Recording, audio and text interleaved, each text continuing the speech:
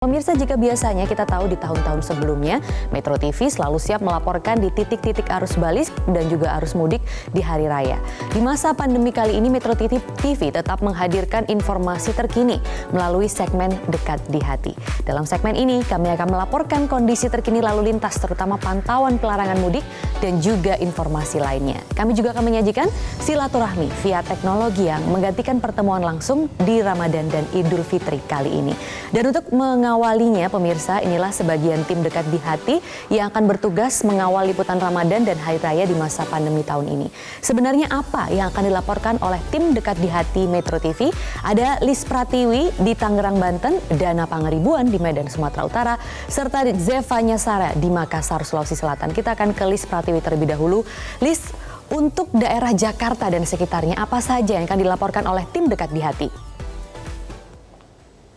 Ya, selamat pagi Maria. Untuk tim Dekat di Hati, kami dari Jakarta akan menyampaikan sejumlah informasi. Di antaranya terkait kondisi terkini pembatasan sosial berskala besar yang masih akan terus berlangsung hingga 22 Mei, kondisi terkini di titik penyekatan arus mudik, dan juga kondisi terkait pengecualian larangan perjalanan keluar kota bagi warga Jakarta. Maria. Baik, Lis, kalau untuk sekarang saat ini Anda berada di mana dan apa yang akan dilaporkan untuk hari ini? Ya Maria, sejak pagi tadi kami memantau kondisi di Bandara Internasional Soekarno-Hatta. Usai adanya kejadian, yakni penumpukan penumpang di Terminal 2 Bandara Suta pada Kamis lalu, saat ini Bandara Internasional Soekarno-Hatta menerapkan kebijakan baru. Ada 3 kebijakan baru yang diterapkan.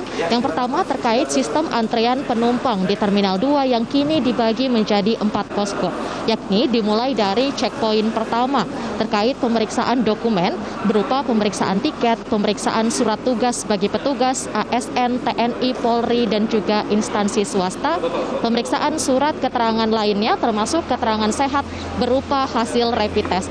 Selanjutnya, dari checkpoint pertama yang berada di pintu luar Terminal 2 ini, nantinya calon penumpang akan diarahkan menuju ke checkpoint 2 berupa pengisian dokumen dan juga pemeriksaan kesehatan, yakni pengisian formulir data diri, pemeriksaan surat clearance kesehatan, pemeriksaan kartu kewaspadaan kesehatan, dan juga pemeriksaan kesehatan berupa pengecekan suhu tubuh dan juga saturasi oksigen. Di checkpoint ketiga nantinya calon penumpang akan melakukan pengesahan dokumen berupa validasi kelengkapan dokumen. Selain itu juga ada pembatasan jumlah penumpang serta jumlah penerbangan setiap jamnya. Demikian Maria. Baik, terima kasih Lis, salah satu tim Dekat di Hati di wilayah Jakarta dan sekitarnya. Sekarang kita bergeser ke Medan, ada Dana Pangeribuan di sana. Dana, kalau untuk di Medan Sumatera Utara sendiri, apa yang akan menjadi sorotan tim Dekat di Hati?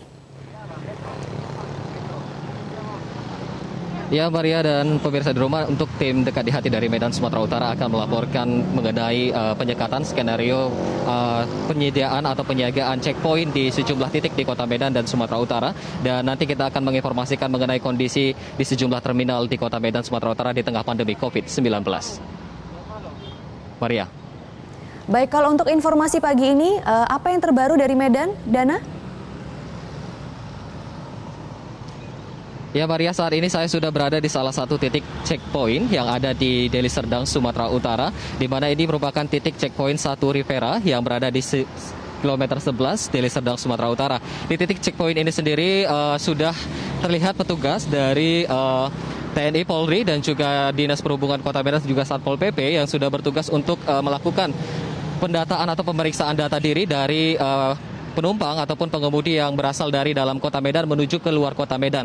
Di mana di sini proses untuk pemeriksaannya sendiri dilakukan dengan memeriksa data diri mereka, kemudian nanti akan dilakukan pengecekan suhu tubuh dan dilanjutkan dengan sejumlah protokol penanganan COVID-19.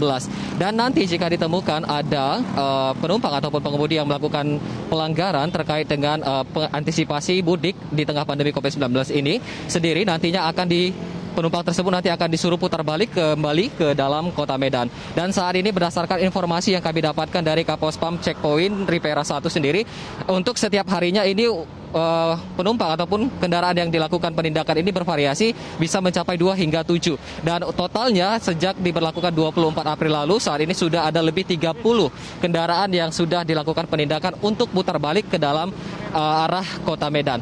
Dan saat ini untuk penyediaan pospam dan juga checkpoint yang ada di Sumatera Utara, Polda Sumatera Utara menyampaikan bahwa ada 115 titik pospam yang akan disiagakan untuk mengantisipasi pemudik di tengah pandemi COVID-19.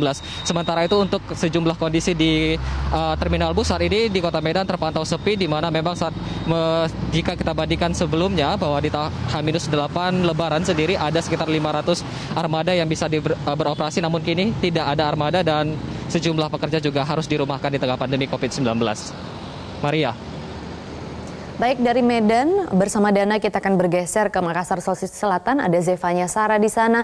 Zevanya, untuk tim dekat di hati Makassar, Sulawesi Selatan, apa saja informasi-informasi yang akan dihadirkan?